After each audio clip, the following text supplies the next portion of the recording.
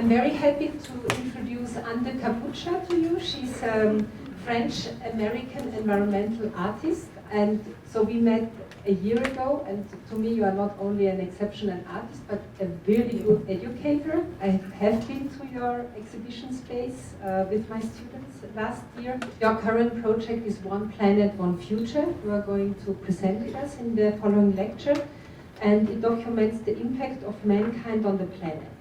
So I welcome you very dearly. You are in the School of Environmental and Biological Sciences. I think that's the best place for your lecture. Thank you very much.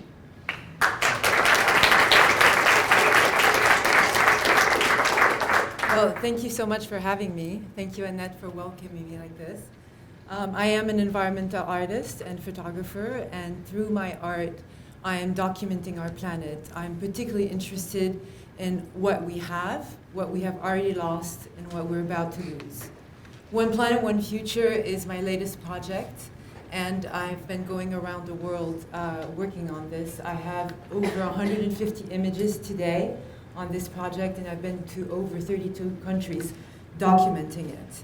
Usually people divide photography in two categories: documentative photography and artistic photography. So documentative is clearly freezing in time a moment or a historical moment in time. The artistic part of photography, which is the expression of an idea. I like to think that my work is both. I am both documenting because I actually go to these locations, but I am also creating an installation on location. So that's the creative aspect of it.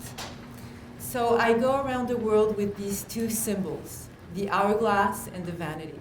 The hourglass is one of our most ancient ways of calculating time, and the vanity is a representation of the human skull, but it's not a symbol of death, it's a symbol of choice. It's been used for hundreds of years from all different types of artists, and it is here to remind us that we all are mortal, but that we have a choice in life. We can either choose to have a productive and constructive life, or we can choose to have a superficial and vain life, thus the name vanity. So it is more of a symbol of time. So I go around the world with these two symbols, which is the fil rouge of all my images. They are on all of the images that I do. And then I, on location, find organic elements, or if I'm with tribes, I collaborate with tribes and I have tribal elements. And I create an installation, a shrine to time, thus the name Time Shrine. This is one good example of the work I've been doing lately. I was in Siberia and I was documenting Lake Baikal.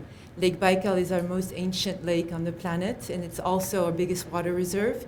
And we created this installation right in front of one of their most mystical rocks. There's clearly a mix in my work. I'm very inspired by still life painting. I like to think that my work is life painting, or photography rather. And of course I'm fascinated by shrines as one of our most ancient ways of expressing ourselves artistically, but also spiritually. Could our species be affecting the planet and to such an extent that we are actually changing our geological era? I became very interested in the concept of the Anthropocene as a new geological era where humans are considered the main influential force. I really wanted to try and artistically depict this and the way we are affecting the planet. It's actually, for me, fascinating to think that we are actually today designing our future planet. Those notions are so shocking in a way that I wanted to make sure that the way I portrait them would be something where people would not turn their head away, but would actually be interested and attracted to it. I believe today that you can communicate a lot better through beauty and art than you can through harsh words and images. And also, obviously, I'm an artist who has a message. So I need to give the example. So I created this foundation a year ago. It's a public American foundation. And the integrity of all the sales of my images go to this foundation. And thanks to that, we can create free exhibitions around the planet. And that's what we've been doing. I've been all over New York, Moscow, Europe. This is one of the main focuses of the project. But I'm clearly also addressing some of the most difficult issues that we're going to have to face in the future years. So I have various themes. I go from endangered species to forests to pollution and trash, and my main subject, which is water. No subject is more important than the other. And actually, they're all interlinked. What I'm going to try and do during this conference is to try and show you how each of these subjects have a connection with each other and are part of a broader narrative. This is our motto, the One Planet, One Future motto, and we use it in most of our exhibitions. I use it also in a lot of my published work, and it gives you a good idea of where I'm coming from. We're going to show you a 10-minute film of my work because there's a lot of behind the scenes in what I do, and it's going to last about 10 minutes.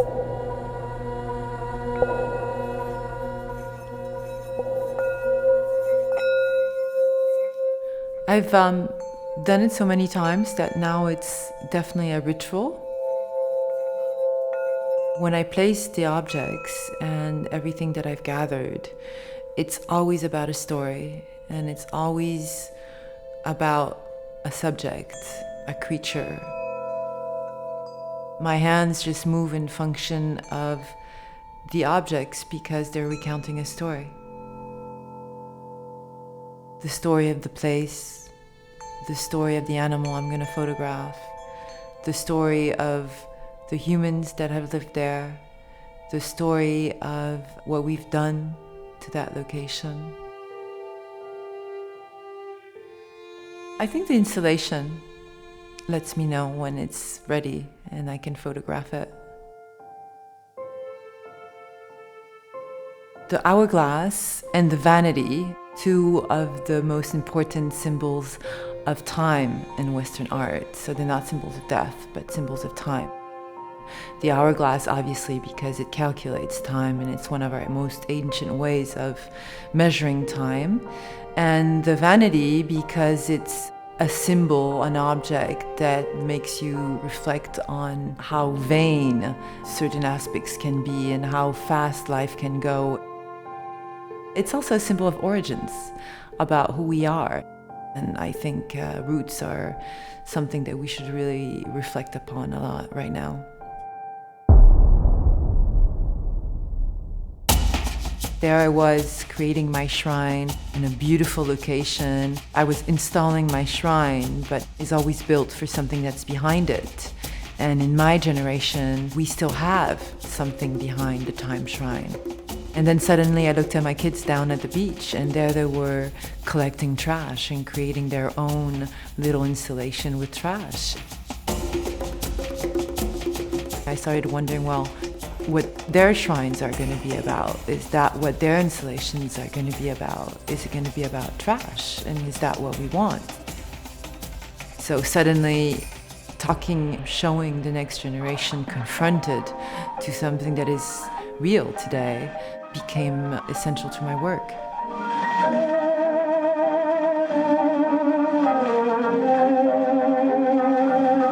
Well, I have several subjects. They're representative of the most important issues that our planet is going through right now. So water is obviously one of the most important. Receding glaciers, erosion, drought, refugees, and war. I work with endangered species. But fundamentally, when I'm talking about endangered species, I'm talking also about our own species, even though I don't represent human beings. Forests and jungles are fundamental. Trees. We haven't invented anything yet that is more sustainable than a tree.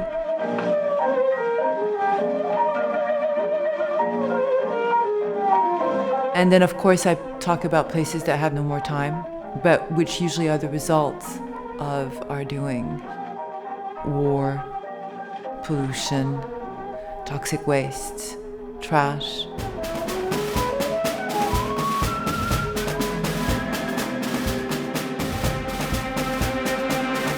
I do sometimes walk very far away, but I'm going towards my project, getting there and getting my image. Doesn't matter in what conditions I get there. What matters is to be able to get there. One part of the project is definitely me going around the world and documenting what we have what we may lose and what we've already lost.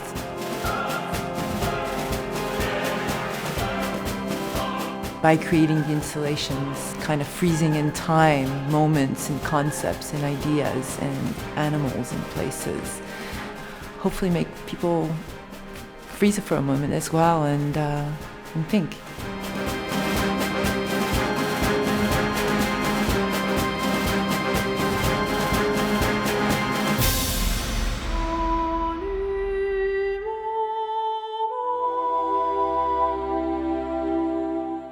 The seas, the oceans are fundamental to our survival. And that's where we come from. And what I've seen underwater and the way things have evolved are so dramatic and so drastic that it's become a fundamental part of my project.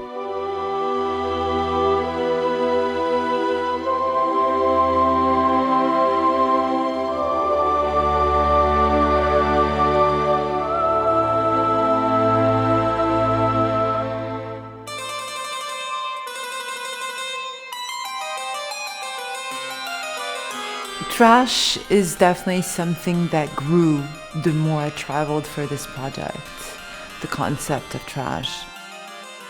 Because the more I traveled and the more I saw it in locations that were very unexpected,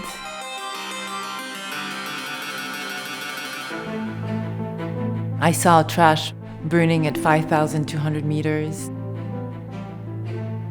I mean, everywhere I've been, I encountered more and more trash.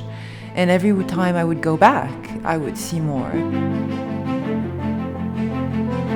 Is our archaeology gonna be trash? Is that what we're gonna leave for the next generations? Do we want that? And what we can do about it?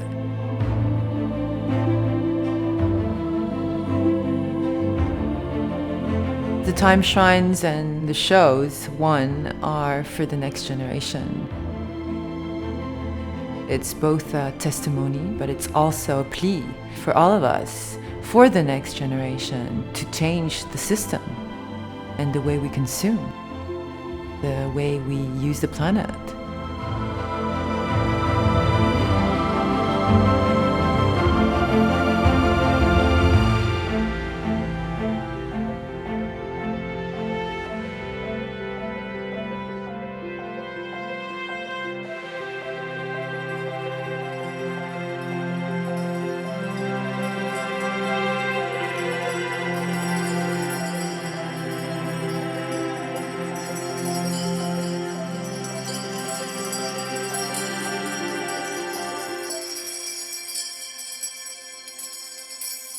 What photography gives me back in my life,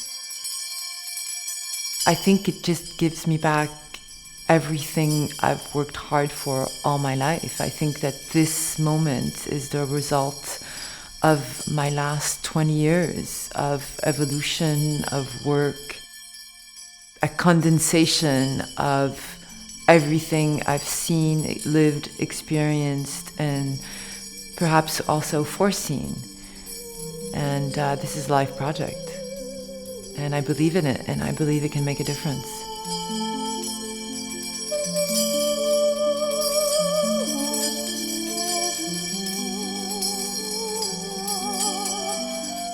Doing this project, I've learned how fucking small we are. The more I worked and the more I saw and the more I witnessed what we're doing and how we're doing it, I'm both in awe of how small we are and how incredibly powerful we can be. And both. It's just a growing sensation.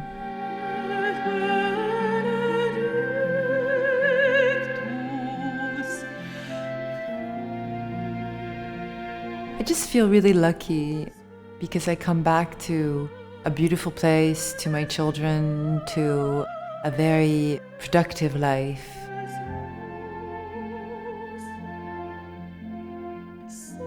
The places I go to sometimes are really harsh, really hard. they announce the evolution of the planet in a way that I'm fighting against. And it is hard to sometimes disconnect, but I think that it's thanks to the disconnection that I can build myself and be stronger to do this project.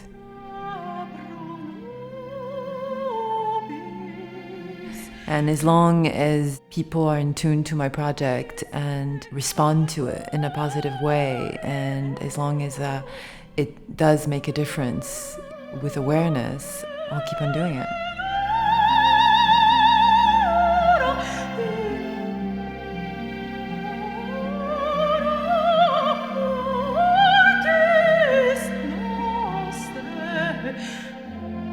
I hope that now that you've seen my show, if you didn't know already, attacking nature, polluting our environment, today is a crime against humanity.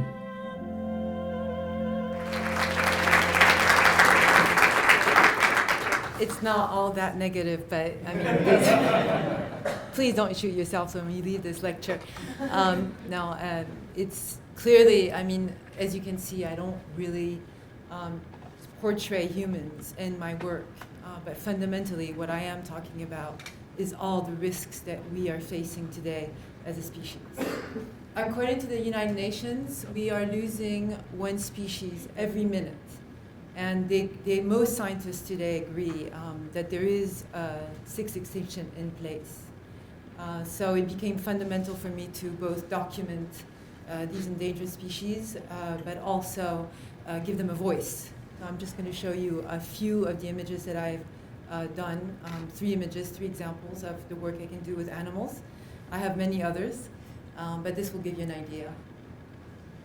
So the biggest problem we have with endangered species is that in nature, a lot of them are interbred because there's so few of them left.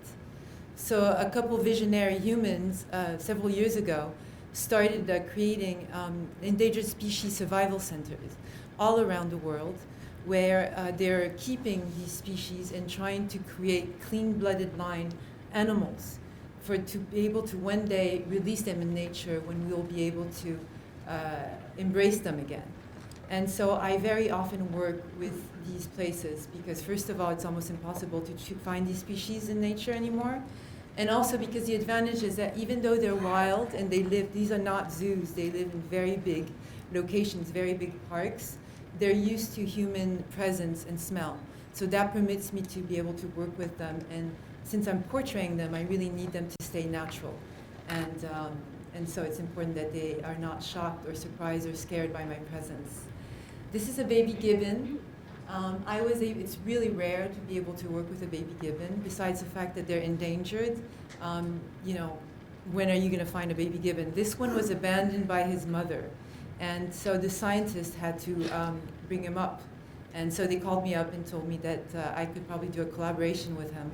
So there he is. I created this little installation for him. It's like a nest, so I wanted to make sure that he would feel comfortable. So you can imagine that my hourglass and my vanity in this image are quite small. This is tiny. And again, I think that I was able to capture this moment that is almost so human. And believe it or not, these little guys, people are eating them. Actually, today, there's over 300 mammal species that are being eaten into extinction. Bees. They're one of our most sophisticated species, but they're also considered so common. They are endangered. This is an installation I created. So again, imagine that this is a shot that I did with a macro lens. So the vanity is basically the size of an apricot. I created this installation in Corsica, which is my native island. And in the center, you can see an imperial bee. I'm from Corsica, but Napoleon is from Corsica as well. And he used the bee as one of his main emblems, of a symbol of power. And it was important for me. There's a lot of symbology in my work, so I'm not going to go through everything that I have in each image because it would take me forever. But again, I will always give you a little indications. So in this case, this royal bee, that imperial bee that's in the center, used to belong to one of the officers of Napoleon. And I was able to use it for this installation. I put it in the center. And if you look closely, it's crying honeybee tears. The flowers around it are called immortals, and I thought there could be a good contrast with the situations of bees today. Bees pollinate, I think, 70% of all the crops, of 90% of the food that we eat on the planet. And today they are so endangered that in the United States they actually have to move them with trucks in certain regions to be able to permit them to pollinate the crops. I worked with this snow leopard in a species survival center. Snow leopards with glaciers are probably the most important barometer for the highest mountains on the planet. And they're fundamental to that habitat, like any big predator, but they're also fundamental to all the other species that live there. They're animals that are extremely reserved. And I had to spend a week with him in this species survival center for him to get used to my presence. I also had to get him used to the elements I used. Most of the pieces that are in this installation, this is an old shaman costume. And I use all the elements that the shaman uses. Shamans used to use a lot of paraphernalia to protect themselves from evil spirits. So a lot of what he was using to protect himself, I put on the time shrine for the snow leopard. I never thought, and neither did the scientist who was collaborating with me, we never thought he was going to get that close. I was hoping he was going to get, like, you know, in the background somewhere. So I was really, really surprised when he approached. And actually, my hands were trembling. I thought I was going to miss my shot. I was so nervous. I just couldn't believe it. There's a story behind it, and actually, this is a series of 3 images. This is a triptych. This is the first image that I did, where he actually was glancing at me inquisitively. And then the second image is this one, where it's just incredible because you feel like he's like meditating on time. And if you notice, it's broken time because these guys have no more time.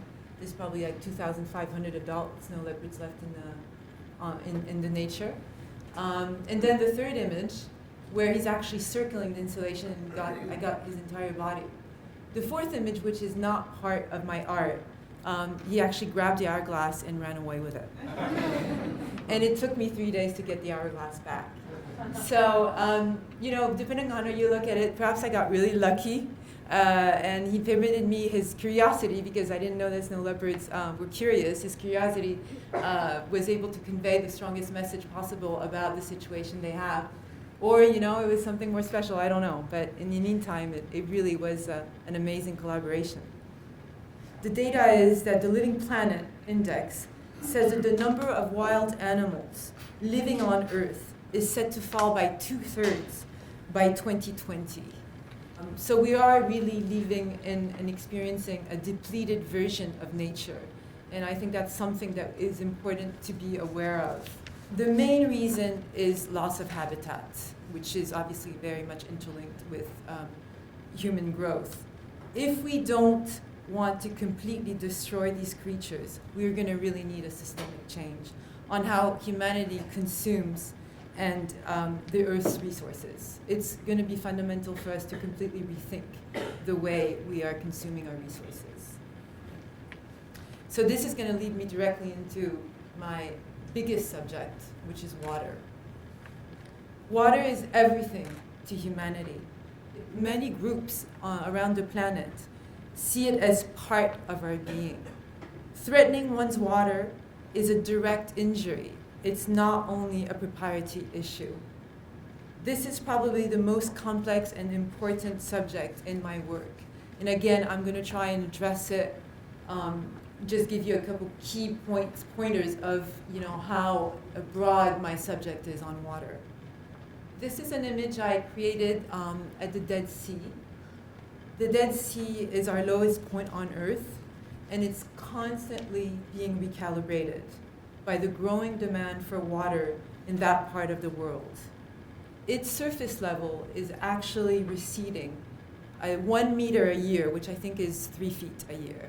It's huge. So this installation I created on these salt layers. They're crystallized salt layers, and with driftwood. And it's actually pretty extraordinary because if you look closely, you can see the ripples of the water. You know, it's like fossilized ripples of the water that are in the layers. So geology there is really happening in real time. And it's quite shocking. When you're there, you can almost kind of feel it. Water management is a really big problem. I mean, it's a problem worldwide. I chose symbolically this location because it's just so powerfully advancing there, and it's just such a strong place. But it is really a global issue. As a species, we're going to need to find ways to manage water globally. It's going to have to be more fair. It's going to have to be a little wiser than what we've been doing till now. And it's definitely going to have to be less competitive. This is the first installation I ever created. And it's in America. It's Lake Powell. It was an amazing trip. I mean, I think I find it like America's best kept secret. It's a really beautiful place.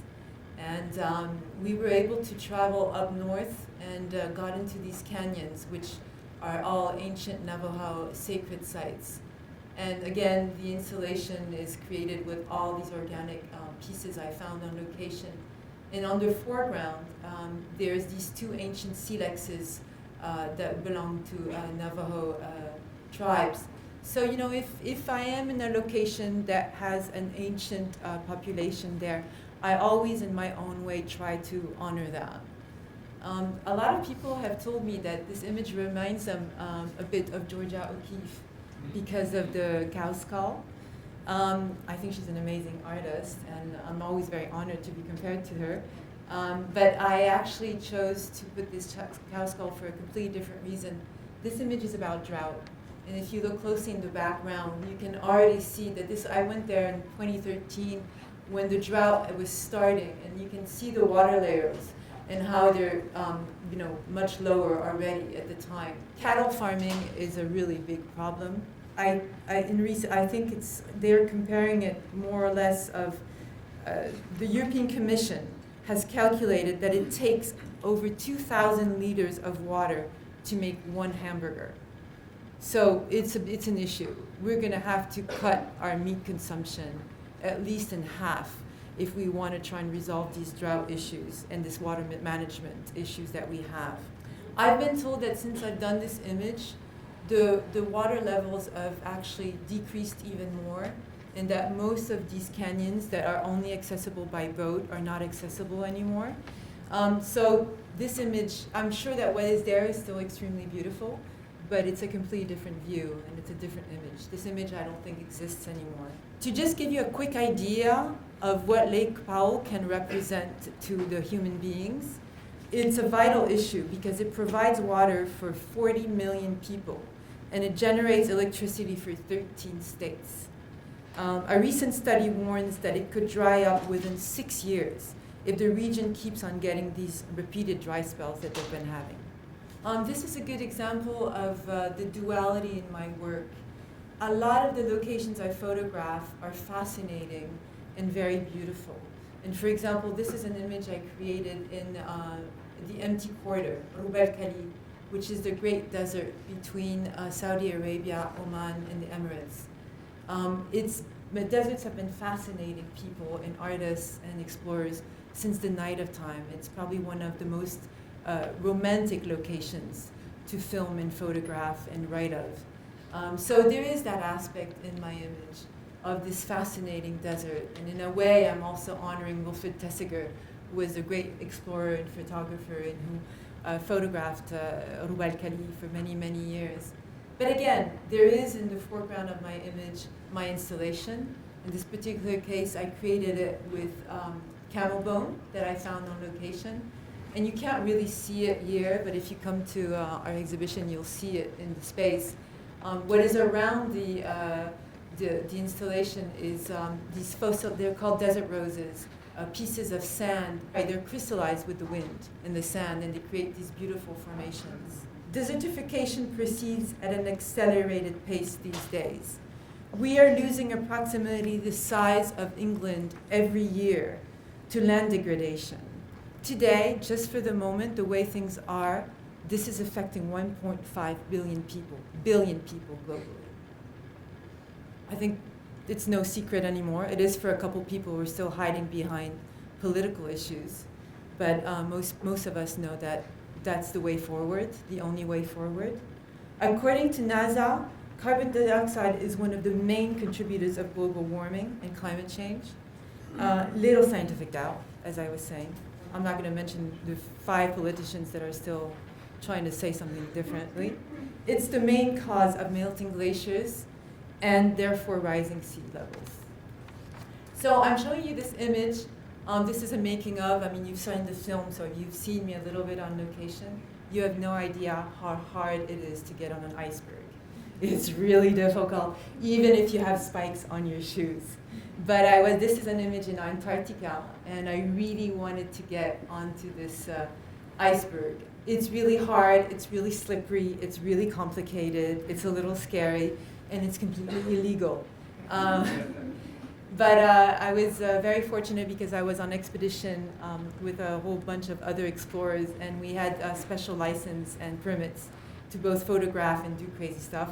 So I finally convinced somebody with a little boat to take me onto the iceberg. I scrambled on, and he said to me, okay, if anything happens, you have to just let everything go and just run as fast as possible and jump towards the boat. And I'm like, what do you mean? He's like, well, you know, icebergs are constantly are turtling and moving and, you know, imploding, so you'll never make it back to the boat. But if you run and jump in my direction, I have a chance of finding you.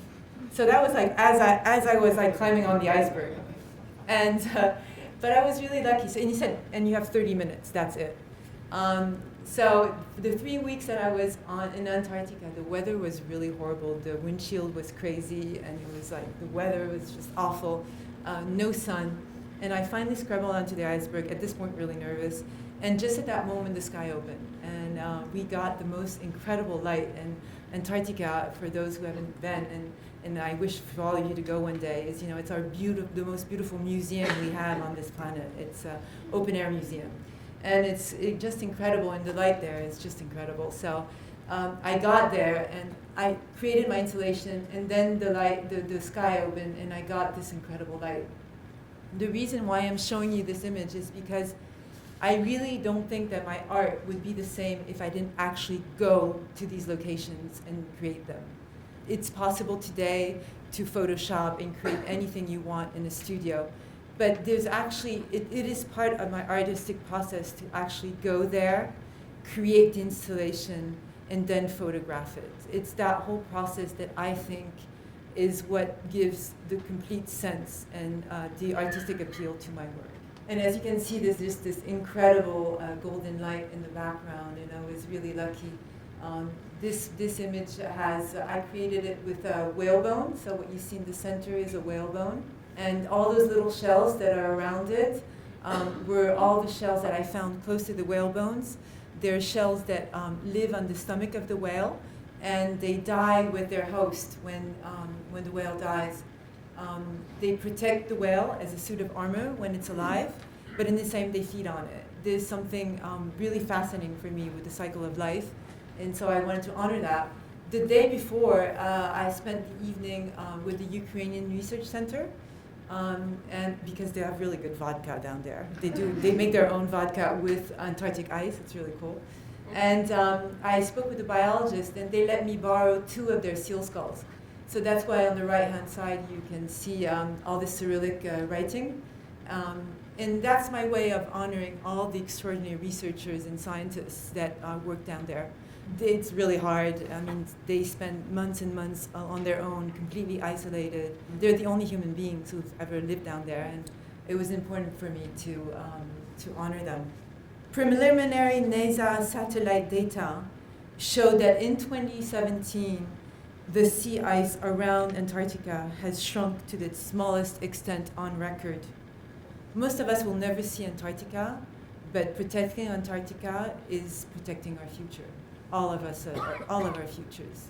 We have 65 million refugees right now, and in the world in general. And as you know, we've been having a really hard time dealing with that. Unfortunately, these numbers are going to evolve a lot. According to the United Nations, by 2050, there will be an average of 750 million people on the roads. A lot of them will be moving away from unbearable temperatures, and rising seas. So that's the message of this image. I really wanted to speak of this evolution. Climate refugee is a concept that is not really spoken about a lot, and I wanted to address it. So I went to Lampedusa. Lampedusa is this small island that belongs to Italy, but it is closer to the African continent than to Europe. And that is where a lot of the refugees are crossing over. It's also one of the most dangerous crossings. Thousands of people women and children lose their lives to that crossing every year. And I created this installation with pieces of the boats, of abandoned boats that have brought the refugees there. I created this in the month of November, which is the month of the dead in Europe or in the Catholic religion. And I just wanted, it was my way to speak of that. You can see 2 plastic bottles, because I went through all the boat cemeteries that were down there, and the only thing you find in the boats are abandoned clothing, because they undress the dead when they're dying. When they die, they undress them and throw them in the water. And the only thing that you will find is plastic bottles, because the only reason why a refugee would not get on that boat is if there was no water. That's the only reason he wouldn't do it. There are no amount of walls, guns, barbed wire, or armed drones that will be able to save one part of the planet from the other. We will need to adapt and invent new ways to live together and cohabitate. To me, the most shocking aspect of the refugee situation is how it represents a complete breakdown of civilization and societal rules. When you are forced into that condition, you lose all your rights as a human being. You have no more protection, and you have no more freedom. Today, more than 50% of refugees are women and young girls. If you look at the scientific research, these women's rights that, at least in my generation, we took for granted, could suddenly be increasingly put into question in the future. It could be that we will be taking several steps back on our freedom. So I really wanted to address that, because I really believe that women's empowerment and women's right is completely linked to climate change today. And what better place to do that than the United Nations? So I did this great collaboration, very much thanks to the President of the General Assembly, Peter Thompson, and his wife Marieke.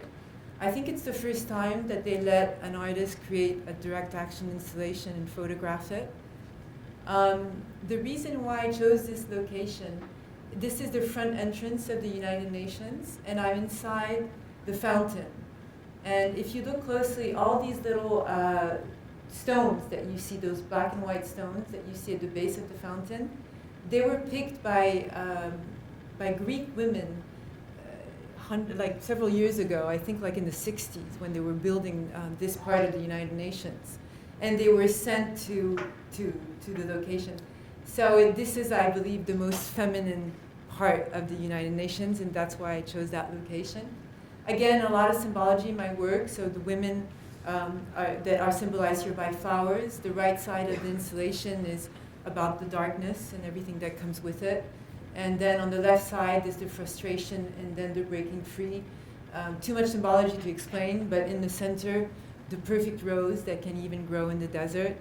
And there was a lot of contributions. I love doing collaborations. So in this case, a lot of the women from the United Nations donated to this piece. All sorts of little symbols that I put there. And I also portray little girls. I mean, there's a lot of different parts. First Nation contributions as well. But I also wanted with this image to show women empowerment.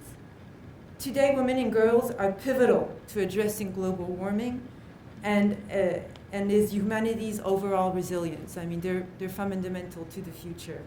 Educating them decreases their vulnerability and permits them to better cope with natural disasters and helps them within their families, because most of them are stewards to their families, to better manage water and food.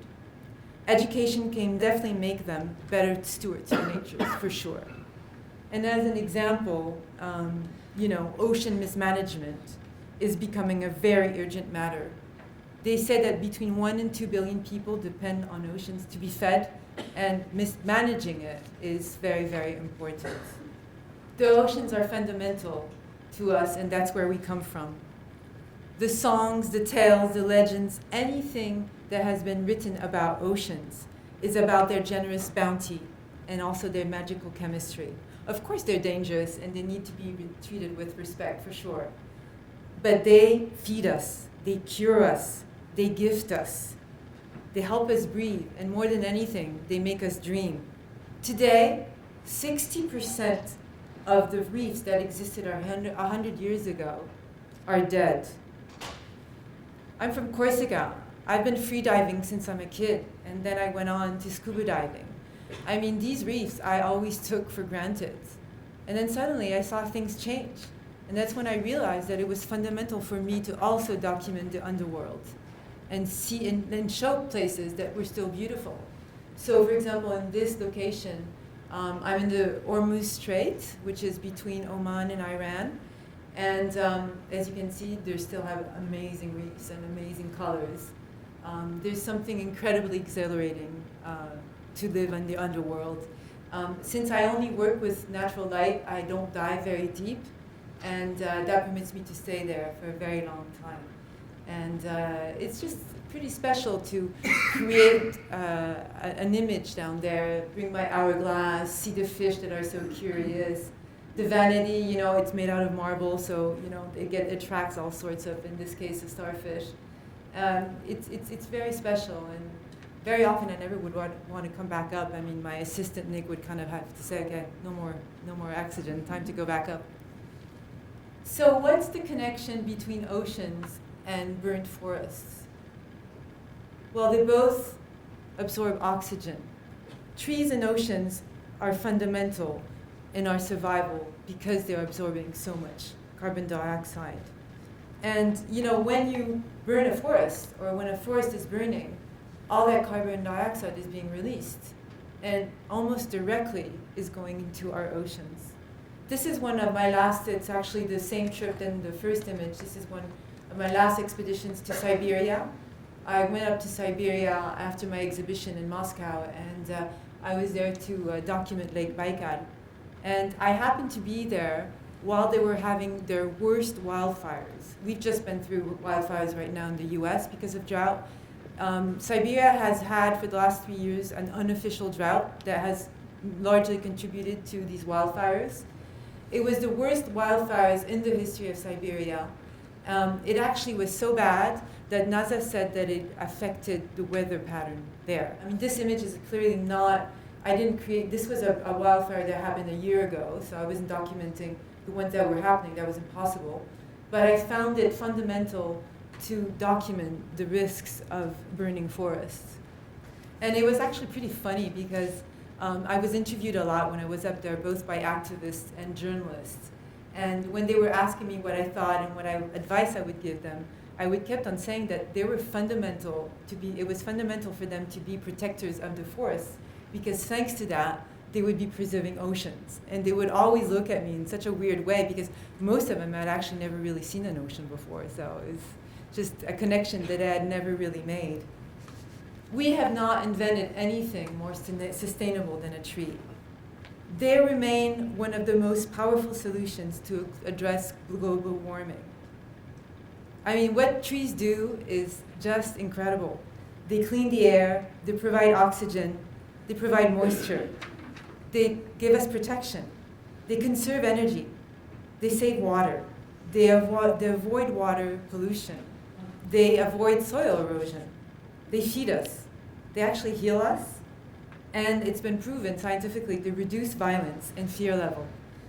They can unify in a kind of civic pride type of way, and more than anything, they can make us happy. To me, it was fundamental in my project to honor all our forests and jungles around the planet. But in the same time, I really wanted to speak and document this extraordinary contradiction that we have on how we are actually really destroying our strongest ally. So I very often will document both the beauty. I mean, in this case, we are in Corsica again. This is an ancient forest. A lot of the trees there are thousands of years old. So I always like, and it was spring, so that's why we had all these incredible flowers. But in the same time, deforestation has become such a big issue. And this contradiction of destroying our strongest ally is something that was very important in my work. Just to give you an idea, 1 acre of nature, of a mature tree can provide enough oxygen for 18 people in 1 year. But even though we know this, a lot of our urban centers have not been able to apply that notion and that knowledge. So we're in Shanghai. I was in China for a while, and I was able to create this image. On that day, the pollution level was 168. It was 3:30 in the afternoon. The lights are on not because it was dusk, but because of the pollution. We had to work with masks. There's again a lot of symbology. You can see that there's a mix of pollution masks and flowers. I mean, there's a lot of different little signs. The hourglass is not only broken, but it has to be actually kept under a glass bell. We are living in the first urban century in the history of humanity. It's going to be the first time that more people will be living in cities than not. The predictions are that 3/4 of global population will be urban by 2050. We will need to reimagine cities of tomorrow. I believe that creating connectivity between urban life and nature will be fundamental both to our health, for our knowledge, and more than anything for our sanity. The concept of rewilding is something that I've always used in almost all my exhibitions. Obviously, I show my work in big urban centers, and we always try. In New York, we had a big show last year, and we were very close to an abandoned part of the High Line, so we rewilded that, unfortunately temporarily rewilded that part of the High Line for a while. This is something that we always try and integrate one way and another in the artistic depiction of my exhibitions. But trash and pollution have also arrived to the most remote places on our planet, and to locations that are considered nature sanctuaries. So here we are. I was in the Maldives to document actually something different, and I spent 5 days in the Maldives. And during those 5 days on my beach, every day would arrive these plastic bottles. So we collected the plastic bottles, and on the 5th day, we released them and created this installation.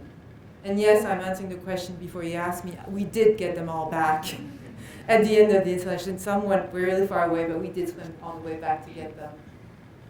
So my question is, do we want our future sunsets to look like this?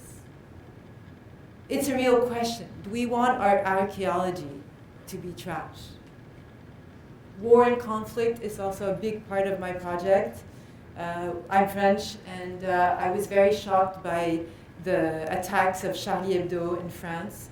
The fact that they would be killing artists, cartoonists in this case, was very shocking to me.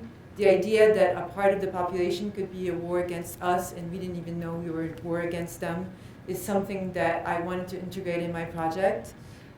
So in this particular case, this is my war shrine. It's I'll just overview it quickly, but this was in Laos. This is an ancient prehistorical site, and it's also the most bombed location on the planet. So definitely a place where I wanted to create an installation. It's a collaboration with the Hmong people from Laos. They collaborated with me, and there's a few of their artifacts. These guys were bombed for 8 years, 24/7, every 8 minutes. 30% of these bombs have not exploded. This site should probably be a UNESCO site, but it still isn't because you still have to walk on little trails. It's too dangerous to do otherwise. Standing Rock. I also do a lot of installations. I also depict contemporary conflicts. This is my first direct action installation.